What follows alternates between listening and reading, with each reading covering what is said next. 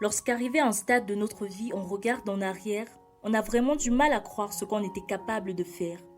Je ne souhaite à personne d'avoir un enfant comme celui que j'étais. En une seconde, j'ai détruit la vie de plusieurs personnes. Moi, c'est Renate Alkin et voici mon histoire. Avant de continuer, n'oubliez pas de vous abonner, de cliquer sur la note de notification afin d'être notifié pour toute nouvelle vidéo. Restez bénis.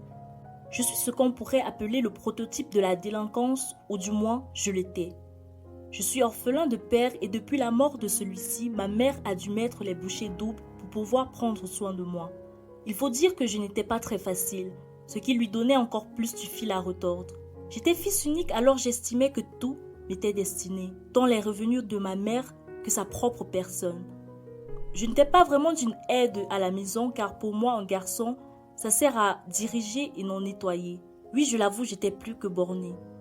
Pourtant, ma mère avait consenti tous ses efforts pour me donner une éducation des plus correctes. Cependant, ma fougue allait au-dessus de cela.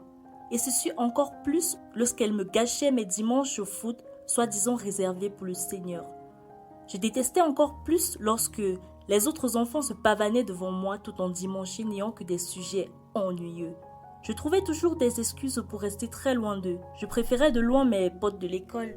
Ma mère avait le chic de se mettre dans tous ses états à chaque fois que je manquais à leur rencontre chrétienne. Elle était libre d'y aller elle, mais pas moi. En tout cas, je n'avais pas de problème à cela. Seulement je trouvais insensé et surtout très injuste que parvenant à peine à payer les factures à la maison, ma mère s'arrangeait quand même à donner de son argent chaque mois à l'église. Et quand je lui demandais, elle me répondait toujours « C'est juste un sacrifice de ma part, la dîme de ce que Dieu a bien voulu me donner ce mois. » Mais comment pouvait-elle oser dire cela lorsque je la voyais se démerder comme une folle chaque jour, travaillant en tant que ménagère de maison en maison pour pouvoir juste trouver de quoi survivre, mon école prenant presque tout. Maman, Dieu doit comprendre que nous n'en avons pas assez. Et si c'est vrai qu'il pourvoit, alors pourquoi reprendre? Ne serait-ce pas juste un prêt qu'il t'accorde? Tu devrais ouvrir les yeux et commencer enfin à raisonner. Ma mère me regarda ce jour les yeux pleins de déception et dit « Comme j'aurais aimé te donner mon cœur et mes yeux pour que tu vois et ressentes la même chose que moi. » Mais elle avait beau insister, je ne voulais rien comprendre du tout. Au contraire, je nourrissais jour après jour encore plus de haine pour Dieu et surtout pour cette église que je qualifiais de profiteuse. La goutte d'eau qui fit déborder le vase fut le jour où nous devions faire une excursion pour l'école. Et bien sûr, il fallait l'accord parental ainsi qu'une contribution financière. Alors je m'empressai d'en faire part à ma mère qui fut heureuse d'une telle initiative. Elle me promit qu'une fois en possession de son salaire, elle pourrait m'y enregistrer. Seulement le soir où elle était censée le faire, elle m'informa que malheureusement elle avait dû faire don de cela à l'église pour un cas particulier. Lorsqu'elle eut fini de parler, je n'arrivais plus à me contenir. « Mais maman, est-ce que t'es vraiment sérieuse là? Non mais je rêve ou quoi? C'est pas possible d'être aussi stupide. Non mais j'y crois pas.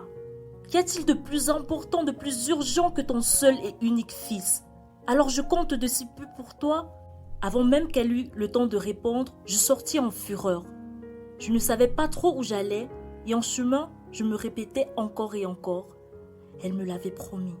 Elle me l'avait promis. Puis, je ne sais pas comment, mais je me retrouvais devant l'église. J'y entrai sans même savoir pourquoi exactement. Une fois à l'intérieur, je sillonnais les lieux.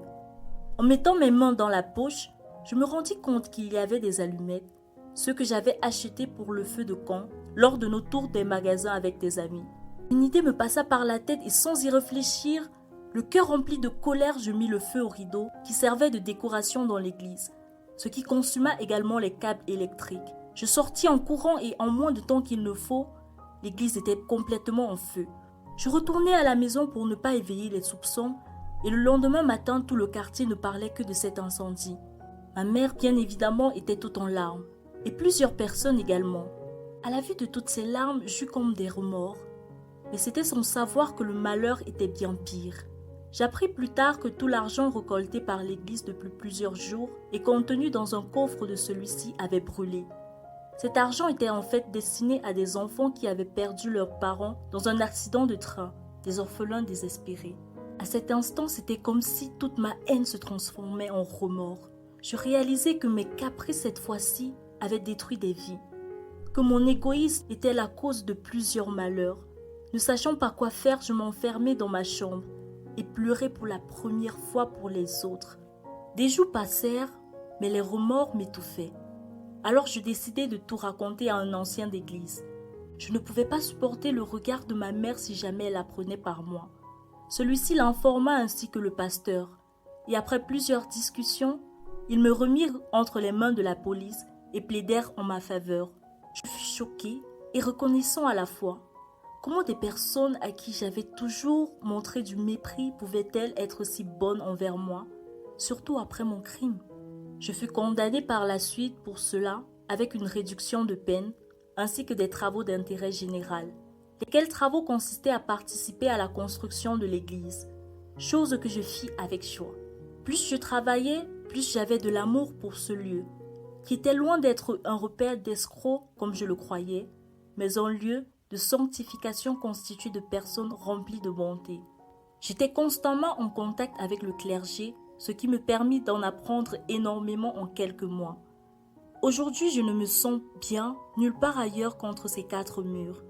J'ai pu connaître Dieu à travers des personnes, des hommes, et ça, c'est la plus belle des expériences. Si vous avez été béni par cette histoire, vous pouvez faire un don via PayPal en description pour nous aider à toucher plus de personnes.